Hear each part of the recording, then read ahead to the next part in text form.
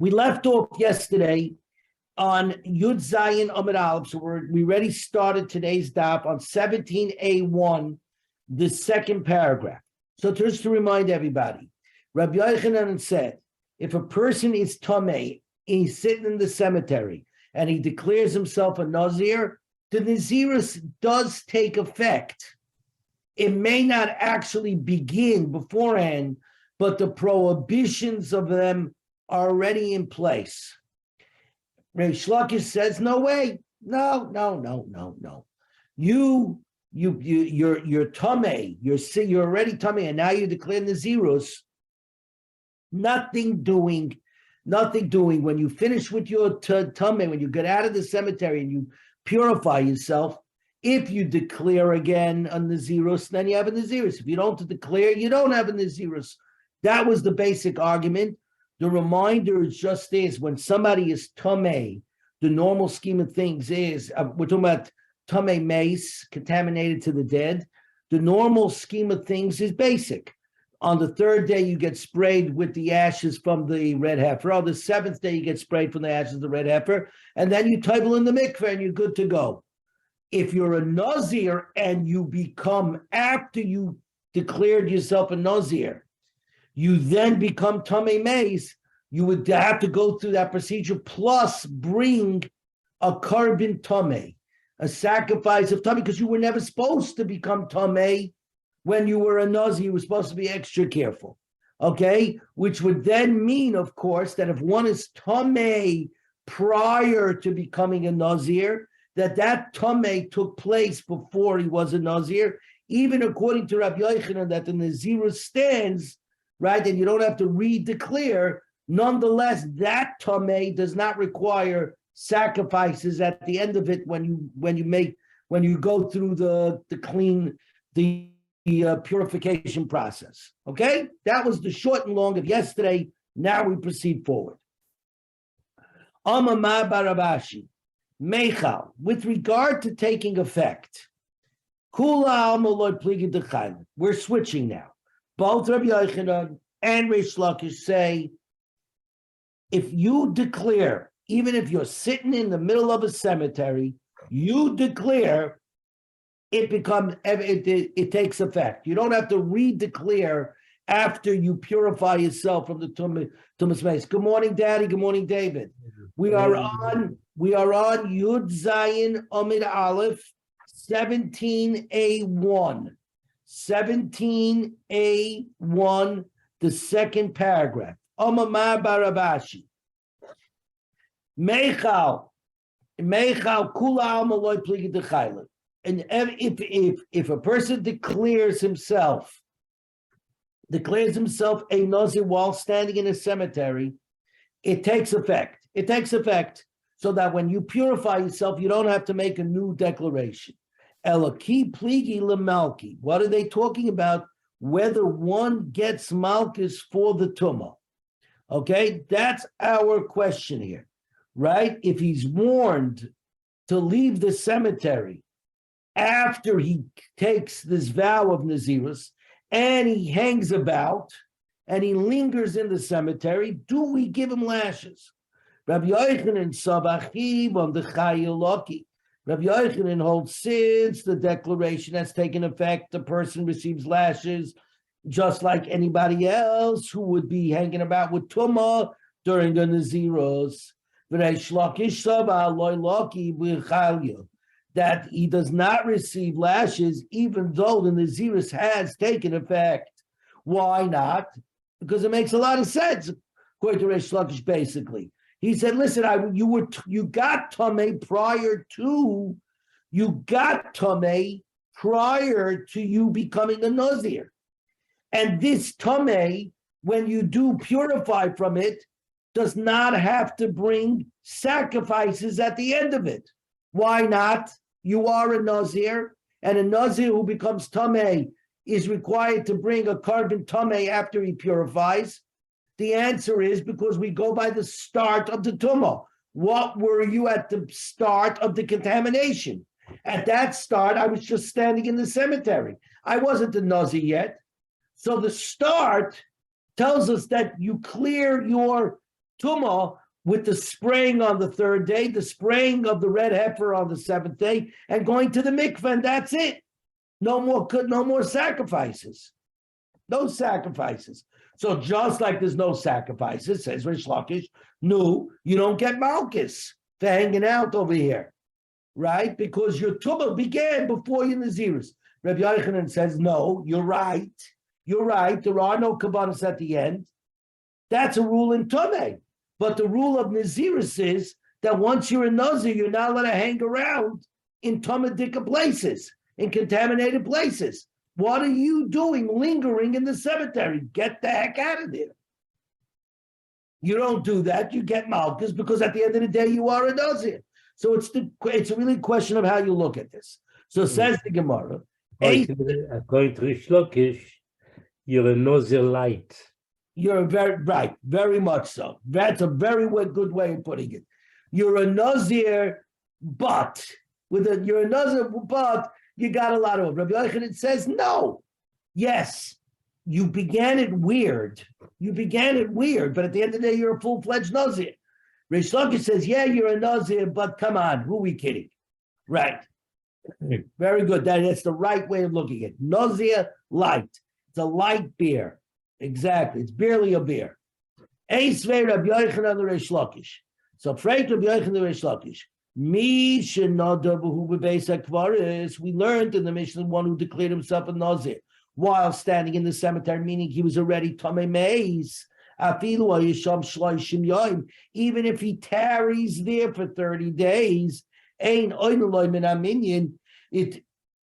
Then you lose nothing from the Nazirus, meaning the Nazirus count does not begin. Ve'ena may be carbon toma.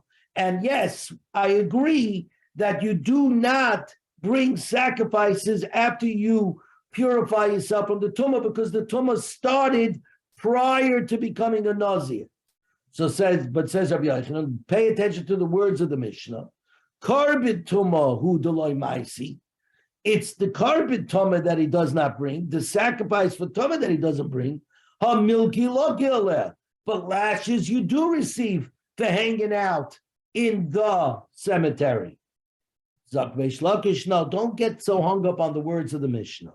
Bedinu de lesena like it. In fact, the Mishnah should have said straight out that he doesn't bring the sacrifices at the end of his tumah, and he doesn't get malchus.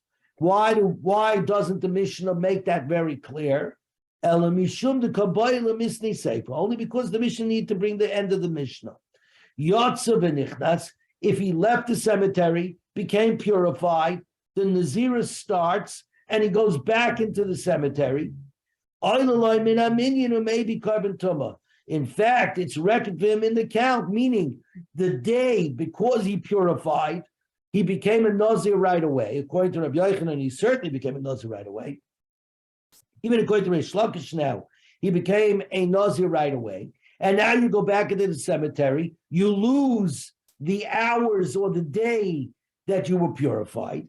And the tumah now requires sacrifices at the end of it. Spraying of the regular Nazir. Because he's a Nazir. Because he was a Nazir for 1 hour, doesn't matter. Don't matter. Right? Because the tumah took place after his declaration of Nazirus. Simple. Right?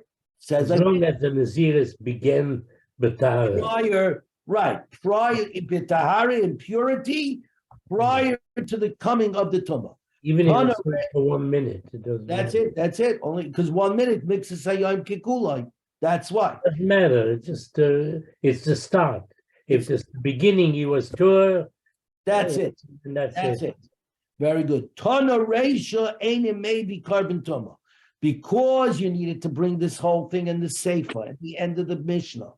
This whole idea of going out and in and becoming a Nazir for 2 minutes, and therefore having a moment of purity, which means that the tumah that comes after it requires a carbon.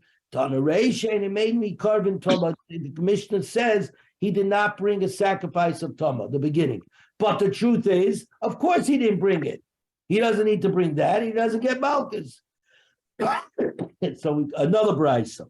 Because it's a one package deal. That's all it is. It's all a one, according to Reish Lakish at the very least. Not according to Rabbi Yochanan, but according to Reish Lakish. Tashma ein bein tomei shenoza lenozir tar shenitma. In reality, there is no difference between somebody who was tamei, who while he was tamei declares his nazirus, and a nazir, a full-fledged, purified nazir who becomes tamei. Ella, a tamei person who declares nazirus, his seventh day is reckoned into the count of his term. Why? Because he began life as a tamei. He then declares nazirus. He doesn't bring He can't begin his nazirus. He's a nazir without being able to begin the count because he's still tamei. What do you have to do for tamei? You bring this third day, you get sprayed. The seventh day, you get sprayed. And on that seventh day, you dunk yourself in the mikvah. You're good to go. The moment you dunk yourself in the mikvah begins your nazirus because now you're purified. And mixas hayoim is kikulai. Part of the day, the morning was used to purify yourself from the tamei, and the afternoon is the first day of the same afternoon is the first day of your nazirus. So says the thing, Elo shetimeng shenozi shvi shaloi oiloi min amidyan. Very good. A tamei person who purifies, that same seventh day is the end of his tumah and the start of his nazirus. You have to mention because he doesn't have to bring korbanos the next day. That's what we're going to bring. Now comes the no. Now I'm going to mention it. Mashein came bin Nazir tar. Someone who was a Nazir, a purified Nazir, who then Shenitmo became Tamei. Ein Shavi Shaloi Oiloi Min Aminyan. The seventh day does not go for a minion. Why?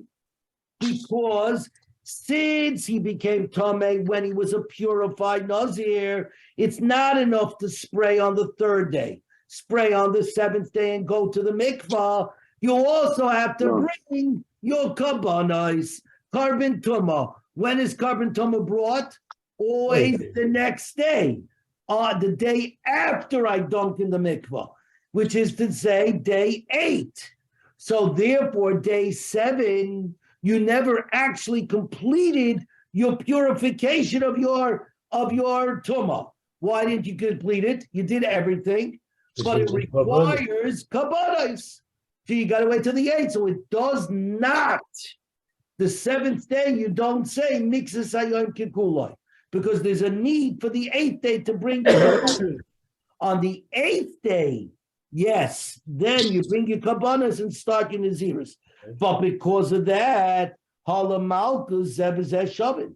So all we're talking about, says like over here, this brisa, that there's only a difference between somebody who was tamei and declared nazirus, that his 7th day of purification becomes also the first day of the nazirus because there are no sacrifices, versus somebody who was a nazir who became tamei.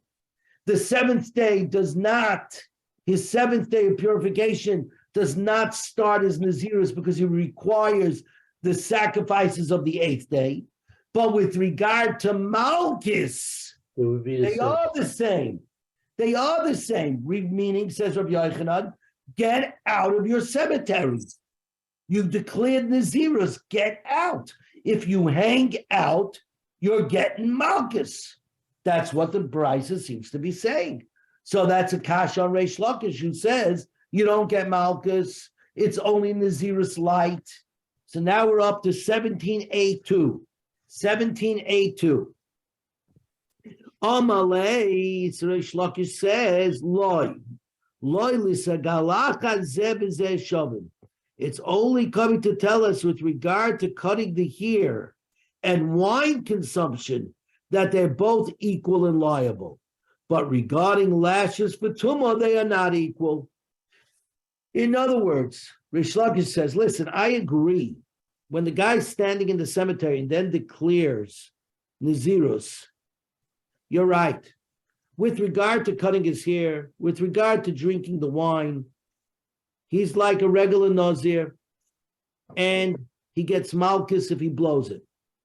But since he was mitamo, he was contaminated prior to the coming to him, prior to his declaring the Nazirus, when he established his Nazirus, he was already Tomei.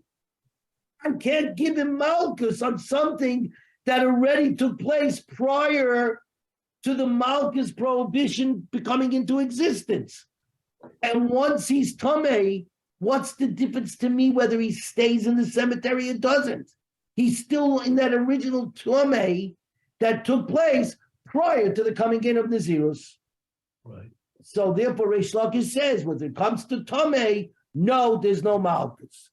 So, Frank, the Gemara, Inyan malchus mai, but concerning malchus for Tumah, what do you hold, Reish Lakish? Zeh loika v'zeh eida loika. That this one gets malchus and this one does not. Meaning, the one who was Tomei and then declared does not get malchus. The one who was a Nazir who became Tomei and lingers in the cemetery does get malchus. So, Frank, the Gemara, listen, the Brisa should have said it straight out. Just like the Brisa explained the difference between the seventh day and the eighth day, that there is a fundamental difference between a Nazir who was Tameh and became a Nazir, and a Nazir who was Tar who became Tameh. So it should have mentioned this too. So the Gemara is says Reish Lakish, but the Kanta Kamairi is dealing with the establishments of the term of the Bikilkule like Kamairi. Discussing when you should start the count for his Nazirus, that it's talking about the positive portion. But you froze. Freeze? Oh, there we go. Yeah, we just froze. I think I froze. Yeah, look at the. No good. Jeff. Yeah. No, I got it. But here's my question. Did I freeze? Did my internet go? Can you hear me? You're breaking up a little bit. Breaking up. Okay, everybody, wait 1 second. Am I better now or breaking up? You're still breaking up intermittently. Give me a second. All right, guys, I'm going to log out of the thing and I'm going to come right back in. Give me a second. Hi, Jeff. Hi, Chaim. Chaim, if while a Nazirus is contaminated, If what? while a Nazirus is contaminated, he's Yeah. out for 7 days while he's repairing himself. Right, he has to have the Poradumas on the third day and the seventh day. Right. Yeah. So Right. why can he not? I mean, he cannot drink wine or like that during that 7-day period. So it's almost like his term is then becomes 37 days instead of 30 days. Yeah, but Yes. He doesn't get a pass But to he drink doesn't wine get or have malchus. grapes or. No. Pass. The only question is only about the contamination. Okay? Right. And let me know. Yeah. Okay, you let me know if I break up. Can't tell. You're still kind of breaking and All right, starting so again. give me 1 second. I'm gonna move my where I'm. Hang on 1 second. Okay, second. We're on the move. Oh, Well, give me a it's got to do with the position of the computer. yeah, and also the room. I think the room I'm in may not be the best of rooms for this. Hold on, going back downstairs. I think the connection downstairs is better. Hang on. Okay, hang on. Here we go. All right, here we go. Okay, I think this should be better. Yeah, sounds good. Okay, sounds better. Okay, so the Gemara answers S. It says the Gemara Toshma. Here's the bottom. Mi shoya tama v'nazir. One who was tame and declares his nazir. So he's sitting in the cemetery and he declares in the naziris. Also legaleach v'lishtois yayin. He's forbidden to cut his hair and drink wine because the nazirus is established. V'im gilach v'shasa yayin. And if he cuts his hair, drinks wine, or contracts tumah from the dead,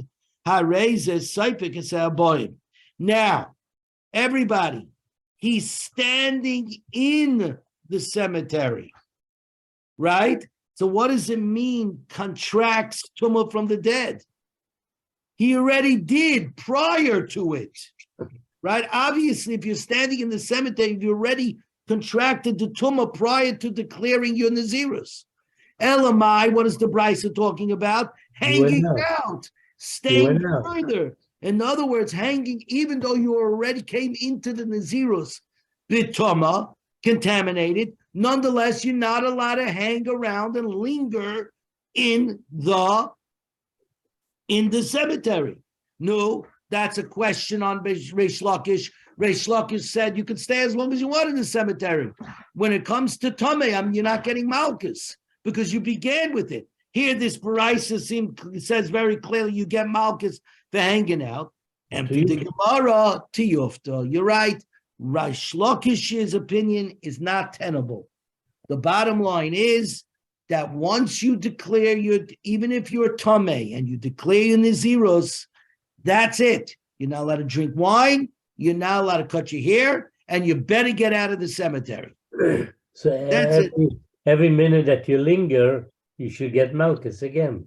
Right. So the answer is, as soon as, let's say you declared it at the end of the cemetery, obviously as long as you're walking out of the cemetery, that's okay. But if you hang out over there and you decide to sing some songs or whatever it is, no, problematic. Bayi Rava. So now that we've finished this, Bayi Rava, Rava says, Nazir b'hu b'beisek kvaris. A Nazir who's in a cemetery. Mahu. Bayi she'eh l'malchus oy loy. In other words, if he lingers in the cemetery, right, does he get lashes or not? What's the case? They told him, shut your mouth. You're standing in a cemetery. Don't declare Naziros. Wait until you're out of the cemetery. Wait until you purify yourself. Then declare Naziros. Lama Lishia. Then what does he need to linger for? The moment he declares his Naziros, you should get Malchus. He was warned. Nazir my tamaloi bayashia. Now, why does a Nazir tar who enters a cemetery illegally not need to linger in order to be punished to come Messiah? Because they warned him. Hachanami come Messiah. Here too they warned him. Here he was Tameh, and they warned him, don't take on your Naziris. So what are you doing? So you should get Malchus immediately. Forget about lingering. Right. Even if he's going to jump up and get out. So for the Gemara, a very interesting answer. Ella, and this is the way Kayhanim used to go into the cemeteries. We're on Yud Zayin Amid Beis, 17b1. Kikoin shenichnas b'shida table umigdal. In a carriage, a trunk, or a closet. Meaning an enclosed box, which becomes an oil, which becomes like a tent, a roof, which protects him from the tumah that's rising out from the dead. Right. Today, in fact, the cemeteries are made, as you know, there are paths, right? There are paths that you can go to. The Kahanim are always buried at the front of the plot area. Right. The Kahanim always get the first row so that their relatives can come along where you drive the car, where there are no dead bodies, They come over there and they can look out and see the kfarim right there. They don't have to walk on to the actual burial plots. Right. Okay? That's how we do this today. But obviously in those days, they didn't have any of this stuff. So what did they do? They put them in a box.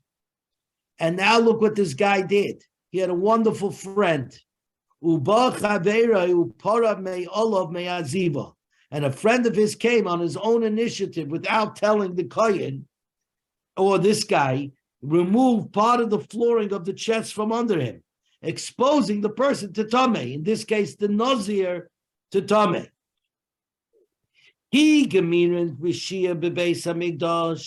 Do we say that tradition about lingering is only concerning in the Beis Hamikdash? The rule is as follows. If a person becomes a Tameh person, is not allowed on the penalty of death to enter into Karis, thank you, of coming into the Beis Hamikdash while Tameh.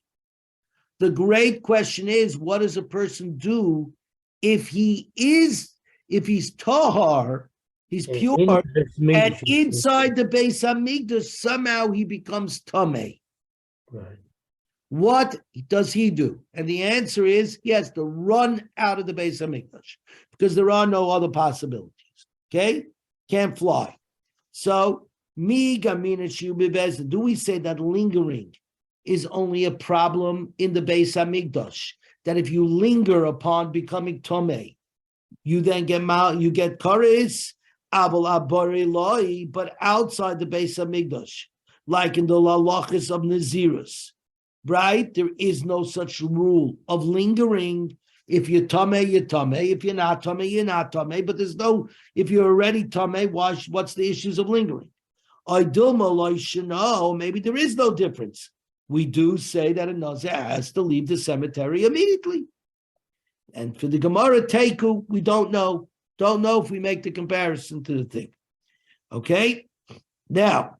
You know, in the Beis Hamikdash, the time frame for getting out is how long it takes to ishtachavor, to bend down. Right. But that's when he has to get moving.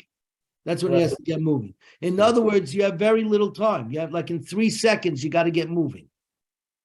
Essentially, 3 seconds. Yeah, like you said before, if somebody's an old guy and he can't walk so fast, okay, he doesn't. Each man by his own. According to his own, yeah. Right. Boy Ravashi, Nazir b'hu b'beis hakvaros. Once again, somebody adapts Nazirs while he's in the cemetery. Toyin giluach aloi. Does he require head shaving or not?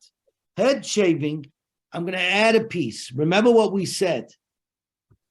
A Nazir who becomes Tameh, the process we said was spraying on the 3rd day, spraying on the 7th, going to the mikvah, and on the 8th day bringing the sacrifices. Right. Says Rav Ashi, there's one other thing.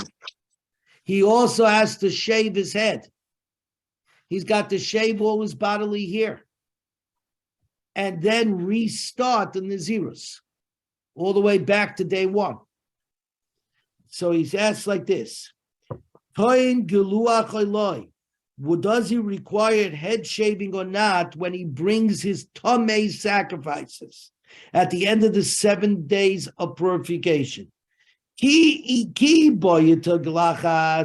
Do we say that the head shaving is required only by a Nazir who declared his Nazirus bitahara in purification and subsequent became Tameh, became contaminated?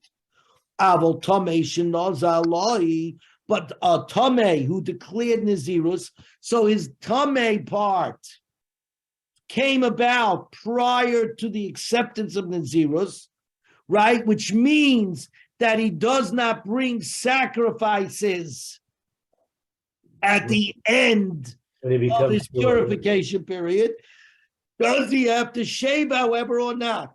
There's no difference.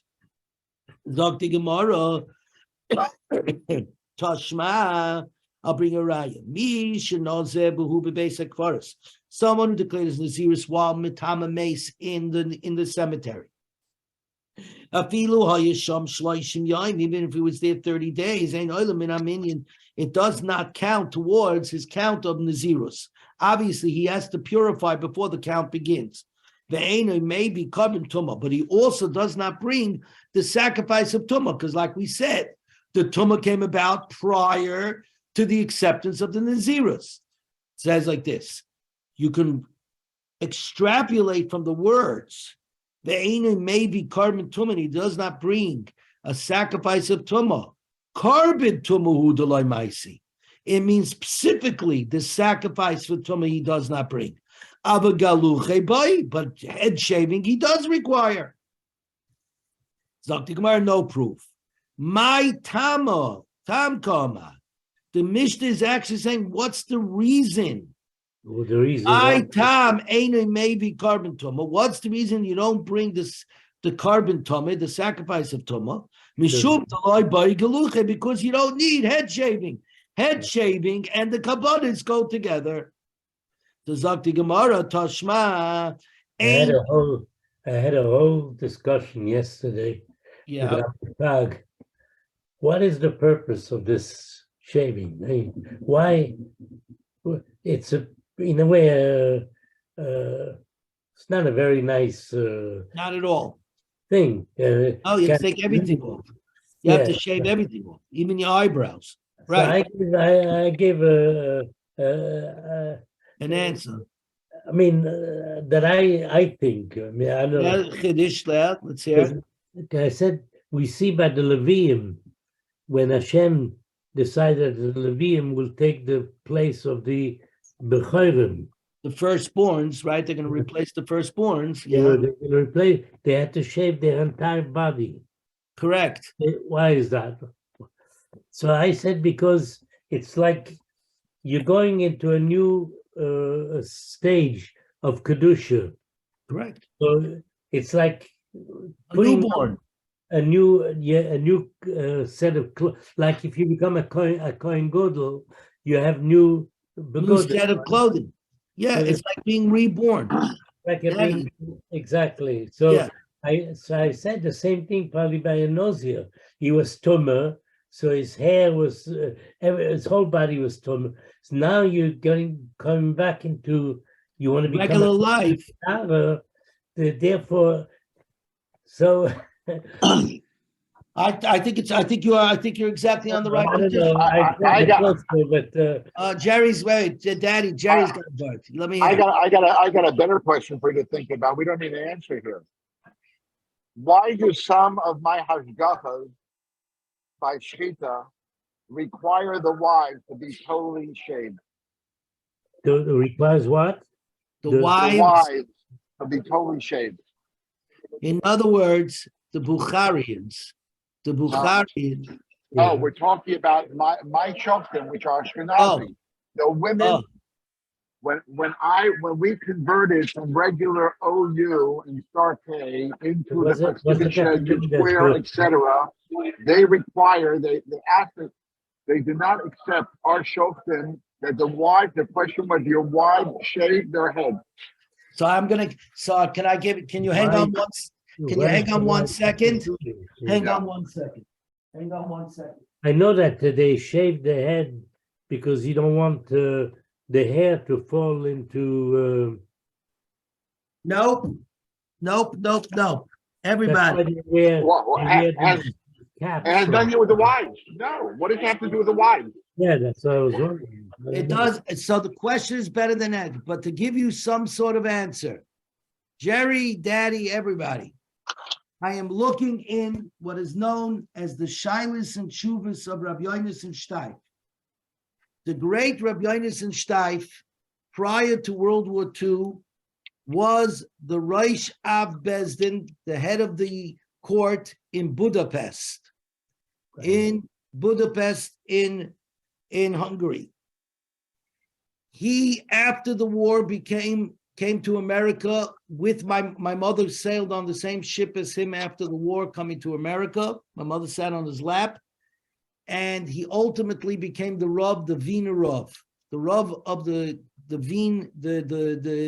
Vienna community in America. Here we go. Of which I am a member. Of which my father is a member. Right. Listen to this thing. I'm going to read you guys a beautiful little tshuva. Im rishoyim ledaber shidduch lemi shaloi tachtach sara. Am I allowed to get a shidduch for a marriage with a girl who does not want to shave her hair? Nira says Rabbi Yonason Stein. She'im tokim das Moshe v'Yehudis be'inyan nida v'tfila. If she keeps all the halachas of nida and tefillah of going to the mikveh, v'loy tagav shara klal, but she doesn't cut her hair, rishoyin l'daber lo shidduch. It's okay. You can be read the shidduch. It's okay. You can go out. She's not covering her hair. No. Loy segalesh Sarah. She's not shaving her hair, shaving her head. The gala means to uncover. That means loy segala in this case means to shave, as you're about to see. Omnom beikar aminig loy eda imite konas dalid artzias. Now you're getting to it. Even though the minig of shaving your head the day after marriage is from the great declaration of the four lands, otherwise known as the Austrian-Hungarian Empire, Austria, Hungary, Czechoslovakia, Romania, all under the hands of who? The Holy Chassam Sofer. I'm a Litvak. I know that. Wait a minute, but I'm just first giving you where it's coming all from. I figured you get a history lesson. Okay, it's called the Gezeris Arba Artzios, the Gezerah, the decree of the four lands, which is to say under the auspices of the Holy Chassam Sofer, right? Avo mitzinu b'toiris gedoylei achreinu shekvaz mizmanom. Even earlier than the Gezerah of the four lands, they had a minig shabonos Yisrael akoshoros v'charodos. The charedim, the girls who were charedim, chochtu sa'aro were cut to hair ki ef shelizayah leloy legali sara klal, because there's no way to make sure that their hair is never seen in public after they're married. V'gam mishum tefila. V'gam mishum tevilo shelo yotzu asara lechutz beis atfilin. Also to make sure that the hair doesn't come out of the water b'shas the toiveli. Va'ayin tshuva zechasam soifa, the tshuva of the Chacham Sofer in Orach Chaim Siman Lamed Vav, and he brings over there the Zohar HaKadosh, who brings down how careful it is that the hair shouldn't be shown, blah blah blah blah blah blah blah. But at the end of it, Rabbi Yonason Paskins, it's okay. Now, Ramosha Feinstein, Zechenu Levracha, subsequently wrote in the Igros Moshe that here today in the Western world is no longer an erva. If you can make a bracha in front of a woman whose hair is uncovered, it's not the end of the world. It's not that big a deal, because in the Western world, all women go with their hair uncovered. Therefore, it's no longer an erva.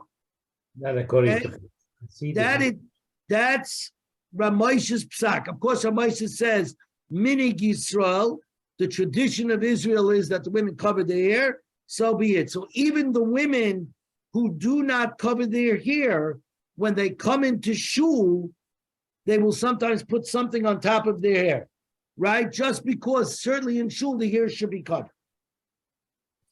That's, in essence, the reason why, Jerry, they made this thing about your sheikhtim and their women shaving their heads, is because the world that we live in today is an Hungarian world, because 99% of Lithuanian Jews were murdered in World War II.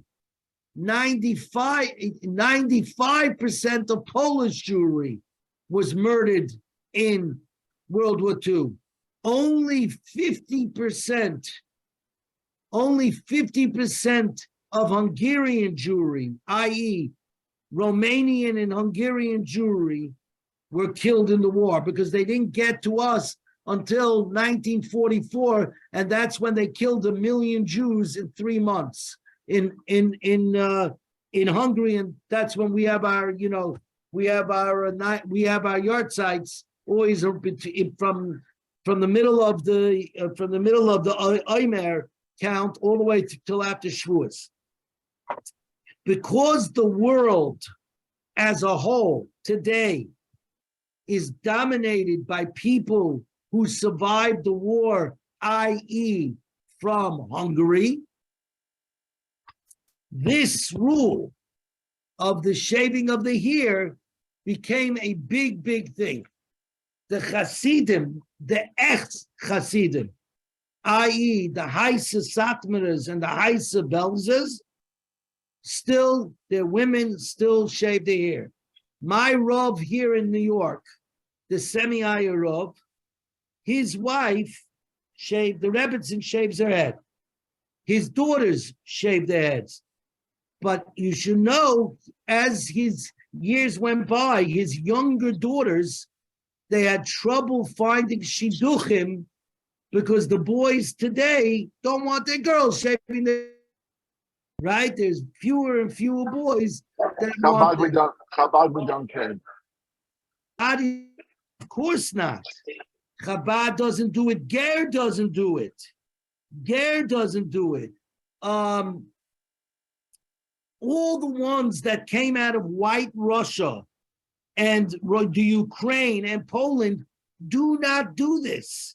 This is merely a Hungarian. So Usher Weiss, Rabbi Usher Weiss in Israel, right, is from Hungarian background. Oliver Shalom. Of Oliver Shalom, right? He's no right, Oliver Shalom. Remember, he was my Rav Machshir. He was. I figured, of course, he was the great Rabbi Usher Weiss. Anyways, let's keep going here. We have 15 minutes because a certain somebody in this group, Rabbi Yosef Ben Elaine, who should have a refuah shalema and a quick surgery and a quick recovery, is on the clock. So here we go. There you go, Jeff. We're just gonna keep reminding. Here we go. So where were we up to over here? Okay. Let me just see. Here we go. I'm trying to find the place where after Jeff's name and everything else. That was Jeff's name. Jeff's name is Yosef Ben Elaine Halevi. The refuah shalema. Here we go. So should go right. Amen. Amen. Be amen. Toshma. Ein bein tomei shenozel and nozir tomei shenitma. We're again on 17b1 in the right column. Ela tomei shenozel shvi shaloi oilaloi min aminyan. V'nozir tomei shenitma ein shvi shaloi oilaloi min aminyan. My love, holokadach zeb zeh shavin. It means that for head shaving, did it say that you have to shave the head? No. We're just talking about Malchus. Listening, let the Bryce say it straight out. This one shaves the head after purification. This one does not. We're now up to 17b2. Says like this. Tana shavi shaloi b'chol mili. When the Bryce teaches about his seventh day, it refers to it and all matters dependent on the seventh day of purification. Meaning head shaving on that day and the sacrifices the following day. See, again, you can't really learn anything, no clarity. So Tashma ain li limei tumasa she'ein oilam min aminyan. The Torah, now the Torah says that if a Nazir is contaminated by a corpse, we said he forfeits all his days. It means that obviously the days that he's tamei certainly do not count towards his day of Nazirus. Okay, so says the Gemara. Yemei chalute menayin. What do we know about the Nazir's day of Tsaras? In other words, we just said if a person's a Nazir and becomes Tameh, the Tameh days obviously force the forfeiture of all the days you did, and plus those days themselves are not included in the count of Naziris. What happens if a Nazir becomes Saras? He gets biblical leprosy. Now, biblical leprosy is not Tameh, but it's very similar to Tameh, and in many ways, it's more stringent than Tameh. No, he is. Wait. He's Now, not- do I say that the Tsaras, does the Tsaras in a normal situation, okay, by Tsaras, does it merely stop the Nazirus? You take care of your Tsaras, and when you finish your Tsaras, you continue where you're up to in your Nazirus? Right. Or no, am I saying that Tsaras also forces a forfeiture of all the days prior, just like Tumah? Okay, let's see what happens over here.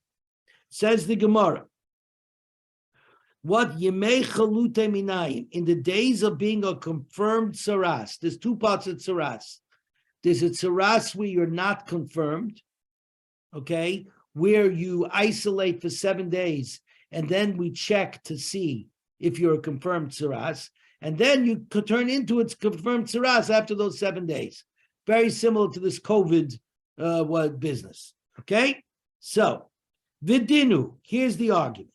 Ma yemei tumasim megaleach umevi carbon, just like in the case of Tumah. He shaves his head and brings a sacrifice at the end of his purification from Tumas Meis, from the contamination of the dead, and then begins his Naziris again. Ap yemei chalute megalech umevi carbon. So to his days of confirmed Tsaras, he shaves his head and brings a sacrifice, the sacrifices of Mitzayra. And just like the days of Tumah, obviously do not count towards the count of his Naziros.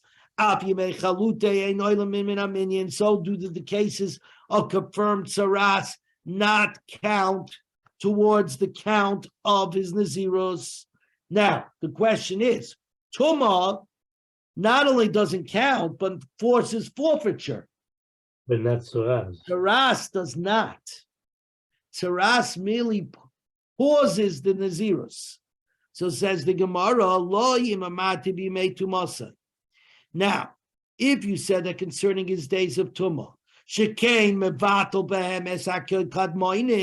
because what does it do? It cancels all the previous days of Naziris that you held. So if you held 29 days of Naziris, and then on that 29th day you become Tameh, you lose all 29 days. Therefore, obviously, the days of Tameh do not count towards your new count of Naziris. Are you going to say with regard to a confirmed Tsaras that only pauses the Naziros, but does not cause forfeiture of the previous days? Maybe they are reckoned in the count. In other words, maybe I say that what do you call it? That it should count, right? Says the Gemara, Amrit. No. Ma Nazir bekeved, just like a person became a Nazir while in a cemetery. Sorry, royal iskaleach. Even though his hair is fit for head shaving of Nazirus, ain't an oilam min minyan, it's not counted to the minyan, because you got to shave your head. Even though, what do you call it? Even though you don't shave your head when you become purified from the Tumah, because you were Tameh prior to the becoming of Nazirus. Yemei chaluta she'ein royal iskaleach, that the days of confined Tsaras, where his head is not fit to be shaven for Nazirus, because you're going to have to first do it for your confirmed Tsaras. Like Kol Sheken Shein Olam in Arminian is an answer that, of course, the days do not count to the term. So it seems from here that if a person becomes a Nazir while in his cemetery, his hair is fit for head shaving. This comes to resolve Rav Ashi's query, right? Says the Gemara on 17b3, my love, likadleach tumah. What did the Brisa mean by head shaving for tumah? That a person who adapts Nazir while in his zirus, even though he doesn't have to bring sacrifices at the end because of the zirus began, the tumah began before it became Nazir. Nonetheless, from the wording of the Brisa, it seems to say that you do have to shave your head when you purify for tumah, even though you became tumah prior to being a Nazir. That answers Rav Ashi's question. And for the Gemara, loy tikaleach tar. No, just give me a second, everybody. Let me see what's going on over here. Okay, yeah. It's talking about that he was. It's only talking about the head shaving of purity with regard to Nazirus. It's talking about ultimately when you finish your Nazirus. And hochanami mistabra. This also makes the most sense. We got 5 more minutes, so let's start tomorrow's daf because we have to talk about tomorrow. The isal kedato tigalachas tumah. Because if you should think that this Bryce was talking about the head shaving of tumah, yemei chalute miloy bayta galachas. Doesn't the days of his confirmed tzaras also require head shaving for tumah? What do you call it? It does. Says Gemara loy. No, it could still be talking about the Bryce. It could be talking about a head shaving of tumah. The galachas, the naziris ketani. No, what do you call it? The Bryce is discussing the head shaving mandated for the laws of tzaras. In other words, this Bryce is not clear. It could be talking about the head shaving of tumah, or it could just be talking about the head shaving of Nazir. Either way, I don't have a clarity from this Bryce to be able to bring proof that if one is Tameh and declares Nazirus, that even though when he purifies, he doesn't bring sacrifices, whether he has to cut his hair or not, we don't know. Because it's a different kind of taglachas. What? It's a different kind of taglachas. It's a taglachas. Right, so we're not sure. We're not from tzaras. Yeah, you're right, but we're not sure in our Baraisa what it's talking about. So I can't bring proof. Leave it what? No. I don't know if we're having Shir tomorrow. Toshma, we have 4 more minutes. Toshma, the team a Rosh Nizroi, the Torah writes, and he contaminates his Nazir head. Bitar shenitba kosav mitaber. It's talking about a Nazir tar, a regular Nazir, who subsequently became Tameh. Shu Toyin, who requires Havara Seira, the removal of his hair, Va'avora Sipirin, and the offering of birds. He has to bring the carbon Tameh of birds. V'lifter es ha-Nazir bekever. And the pasuk seems to be exempting the Nazir who's in a cemetery. She'ein Toyin Havara Seira, Va'avora Sipirin, who does not require the removal of his hair and the offering of his birds. Va'aloi devarim kal v'chayma. Now you could really argue just the opposite. Umatar, a madichat Nazir, who becomes shenitma, who becomes tameh. Toyin avora seya b'tavei sipurin, does require the removal of hair and the offering of birds, even though he was tar at the start. Misha tameh b'chatchila, someone who was tameh at the beginning. Eino dinshu toina avora b'seya b'tavei sipurin, who then declares nazirus. Logically should need to remove the hair and offer the birds. Talmud loima v'time roish nizroi. Me b'mi shahayatar v'nitma akasa b'daber. The pasuk is only talking about somebody who was first tar and then became tameh. Shu toyin avoyes seya b'avoyes. That requires the removal of hair and the offering of birds. Ulifter es hanazir b'kever. And the one who was tameh, who became a Tameh, who became a Nazir, is exempt from the head shaving and sacrifice for Tumah. Shma mino, you're right, that a person who adapts Naziris while Tameh does not shave his head on the 7th day of purification. In other words, just like he doesn't bring Kabbanos, he doesn't shave his head. Ma, we got 2 more minutes. Let's go a little further down.